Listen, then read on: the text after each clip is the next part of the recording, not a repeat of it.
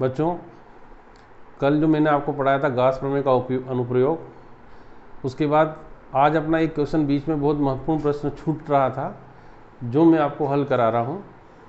वो है विद्युत द्विध्रुव की निरक्षीय स्थिति में विद्युत क्षेत्र की तीव्रता का व्यंजक ज्ञात करो। द्विध्रुव किसे कहते हैं? आप लोगों ने पढ़ा था, यदि दो विपरीत आवेश जिनके परिमाण बराबर हो, एक दूसरे से अल्प दूरी पर स्थित हो, तो उससे बनने वाले निकाय को विद्युत द्विध्रुव कहते हैं। ये मैंने आपको इसकी डेफिनेशन पढ़ाई थी। अब निरक्षीय स्थिति किसे कहते हैं? तो ये जैसे द्विध्रुव है अपने पास, इसके यदि परपेंडिकुलर चले जाएं, ऐसे ऊपर या नीचे की ओर चले जाएं, तो इससे जो बनेगा उसे अपन क्या कहेंगे? निरक्षीय स्थिति।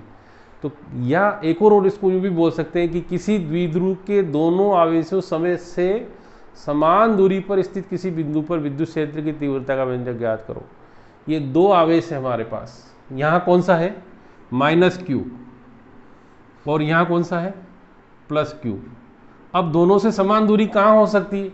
या तो इन दोनों के मध्य में स्थित किसी बिंदु पर हो सकती है या इसके नीचे हो सकती है, और इसी को अपन क्या कहते हैं? निरक्षीय स्थिति कहते हैं। ठीक है ना? तो निरक्षीय स्थिति में हम क्या करेंगे? या तो इसकी लंबवत ऊपर की ओर चले जाएं या नीचे की ओर चले जाएं, तो अपने पास क्या बन जाएगा? निरक्षीय स्थिति बन जाएगा। अब देखिए मैं इसका डायग्राम बनाता हूं।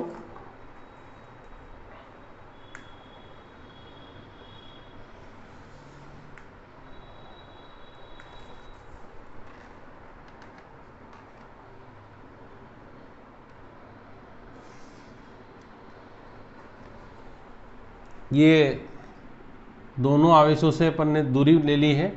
ये P कोई बिंदु लिया अपन ने यहाँ पर। यहाँ इसके कारण जो तीव्रता होगी उसको E1 बोलेंगे, और इस डायरेक्शन में जो होगी उसको बोलेंगे अपन E2 बोलेंगे। इन दोनों का यदि परिणामी निकालेंगे तो यहाँ इसका परिणामी ऐसे इसका ये परिणामी बन जाएगा इन दोनों का। अब इसको यहाँ से ऐसे मिलाएं और इसको यहाँ से ऐसे मिला दें। ये एंगल कितना है? थीटा, और ये भी कितना है? थीटा एंगल है। अगर इसका परिणामी निकालेंगे तो देखो E = ये E1 cos theta plus E2 cos theta.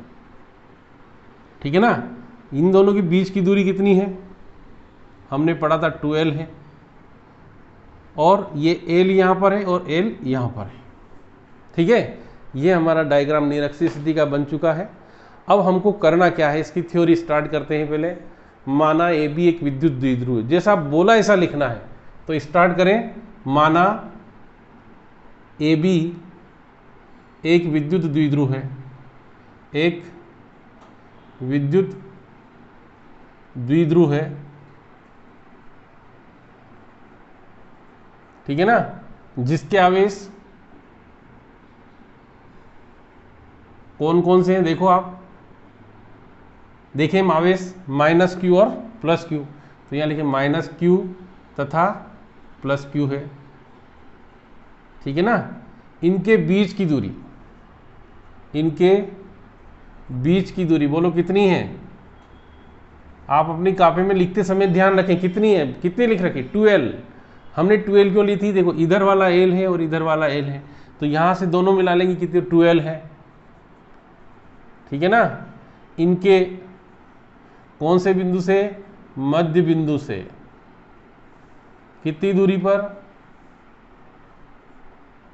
R दूरी पर। ये रही मध्य बिंदु से R दूरी पर एक बिंदु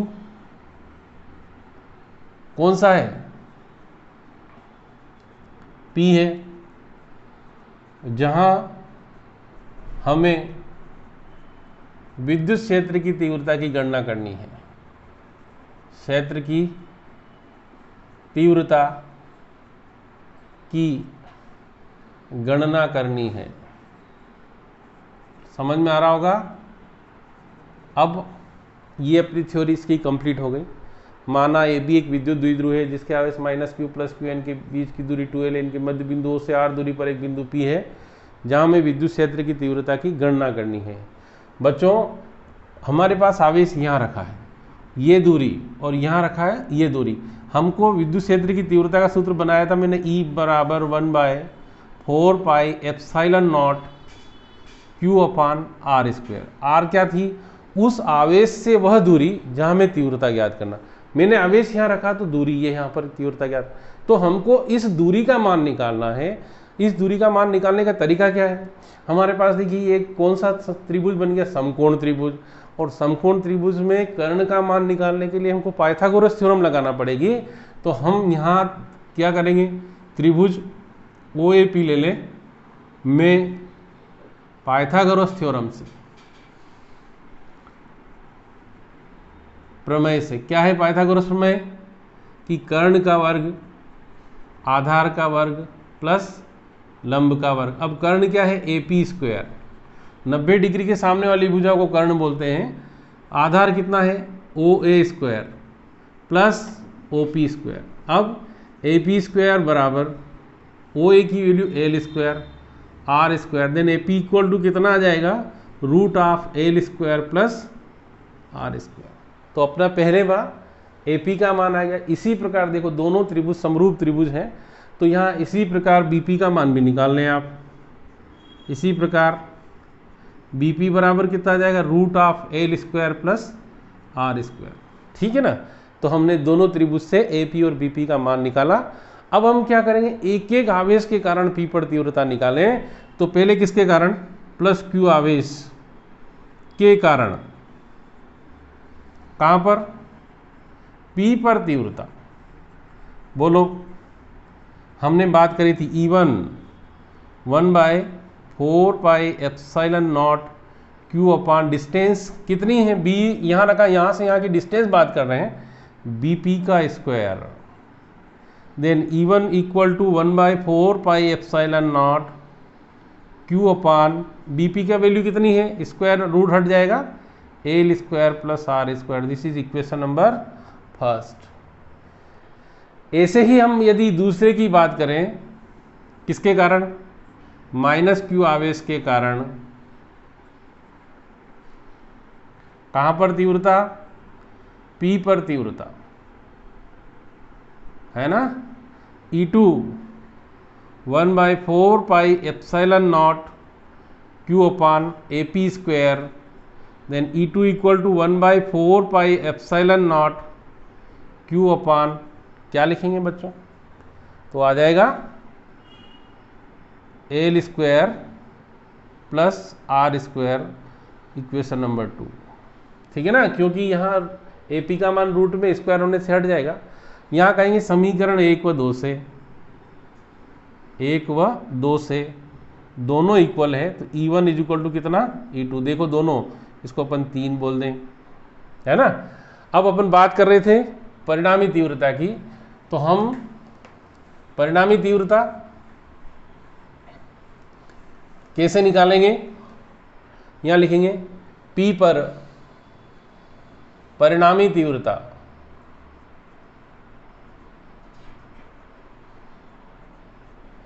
E equal to E1 cos theta plus E2 cos theta. ठीक है ना बच्चों? तो देखिए E equal to E1 cos theta plus E1 cos theta. क्यों? क्योंकि हमने पढ़ा है E2 किसके इक्वल है? E1 के इक्वल है। वैल्यू पुट कर दी, दोनों आपस में जुड़ जाएंगे, E1 cos थीटा। समीकरण 1 से किसका मान रख दें? E1 का मान रखने पर, तो यहाँ पर E equal to 2 into 1/4 pi epsilon naught Q upon L square plus R square into cos theta. इसको इक्वेशन नंबर 4 बोल दें। अब देखिए आप, हम बात कर रहे हैं कॉस थीटा। हमें तो ये थीटा आना नहीं चाहिए, देखिए यहाँ पर है नहीं। इस कारण हम क्या करें? इस कॉस थीटा को यहाँ से हटाएंगे। हटाने के लिए हमारे पास एक त्रिभुज है, उसका नाम है OAP या OBP। में कॉस थीटा हमने पढ़ा था क्या होता है? बेस अपान हाइपोटेनियस, या यूँ बोलते आधार बटे कर्ण। आधार की वैल्यू कितनी है?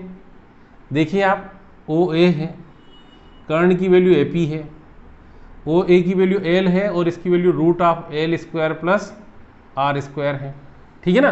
तो इस कॉस थीटा को अपन इक्वेशन नंबर 4 में कॉस थीटा की वैल्यू को 4 में पुट कर देंगे, तो E equal to 2 into 1/4 pi epsilon naught Q upon L square plus R square into L upon L square plus R square, root का मतलब उसकी पावर हाफ होती है, ठीक है। हम बात करें अपनी 1/4 pi epsilon naught Q into 2L अपान, देखिए आप लोगों ने 6th क्लास में खूब पढ़ा था, x की पावर a इंटू एक्स की पावर b, x की power a plus B. That means यदि दो ऐसे डिजिट जिनके बेस इक्वल हो तो और उनके बीच में मल्टीप्लिकेशन होता हो, या दो आधार समान और गुणा की क्रिया हो तो घातें जुड़ जाती। तो यहाँ अपन इसी को प्रॉपर्टी का यूज़ कर रहे हैं, L square plus R square की power 1 plus 1/2, then 1/4 pi epsilon naught, इसको हम क्या लिख देंगे p upon L square plus R square की पावर 3/2। p क्यों लिखा, पीछे लिखे, हमने द्विध्रुव आघूर्ण पढ़ा था। क्या होता है द्विध्रुव आघूर्ण, कि एक आवेश तथा दोनों आवेशों के बीच की दूरी के गुणनफल को हम विद्युत द्विध्रुव आघूर्ण कहते हैं। यहाँ तक हो गया।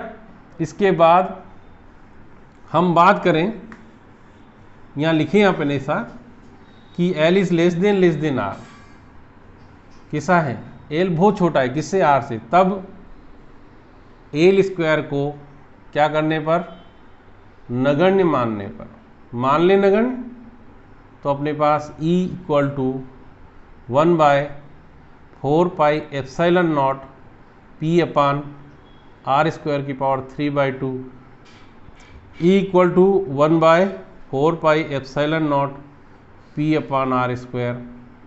ये जो है निरक्षीय स्थिति में विद्युत क्षेत्र की तीव्रता का व्यंजक है, या सूत्र है न्यूटन प्रति कूलम क्यूब, ठीक है ना, P upon R cube, sorry ये 3 लिखेंगे, 2 से 2 क्रॉस हो जाएगा। तो ऐसे हम बात करेंगे पूरा अपना क्वेश्चन। ये बहुत इंपॉर्टेंट क्वेश्चन है क्योंकि इस वर्ष जो आया था वो अक्षीय स्थिति आया था। आप निरक्षीय स्थिति, विद्युत प्रश्न आया था इस साल, विद्युत द्विध्रुव किसे कहते हैं, विद्युत द्विध्रुव की अक्षीय स्थिति में विद्युत क्षेत्र की तीव्रता का व्यंजक ज्ञात करो। आप निरक्षीय स्थिति को अभी से याद करना स्टार्ट कर दें, शायद हो सकता है बहुत महत्वपूर्ण प्रश्न हो। धन्यवाद। कल फिर अगले वीडियो के साथ। मेरे वीडियो को लाइक और शेयर और मेरे चैनल को सब्सक्राइब जरूर करें, यही आपकी गुरु दक्षिणा है। धन्यवाद।